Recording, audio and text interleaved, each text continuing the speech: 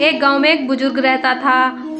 वह हमेशा स्वर्ग और नरक को जानने के लिए उत्सुक था।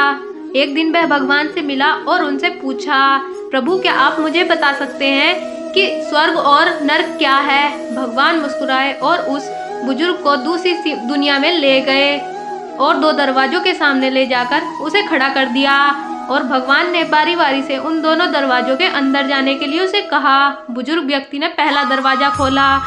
उसने वहां एक गोल मेज देखी और उसके चारों ओर व्यक्ति बैठे हुए थे। मेज के बीच में स्वादिष्ट सूप का एक बड़ा बर्तन रखा था।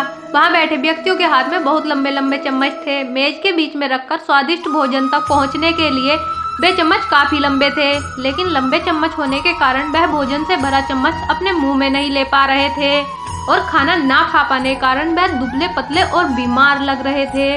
वहाँ के लोग बहुत दुखी थे और बुजुर्ग व्यक्ति उनका दुख देखकर कांप उठा और वह उस दरवाजे से बाहर आ गया।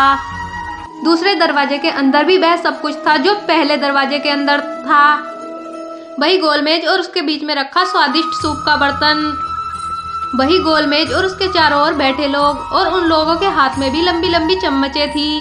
पर यहाँ के लोग स्वस्थ थे और हंसी खुशी बातें कर रहे थे और उन लंबी चम्मचों से खाना भी खा रहे थे।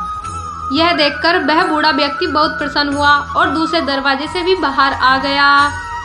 फिर वह बुजुर्ग व्यक्ति भगवान के पास गया और उनसे बोला कि मुझे कुछ समझ नहीं आया। दोनों कमरे बिल्कुल एक जैसे, पर एक कमरा सुख से भरा और एक कमरा इतने दुखों से भरा, कैसे?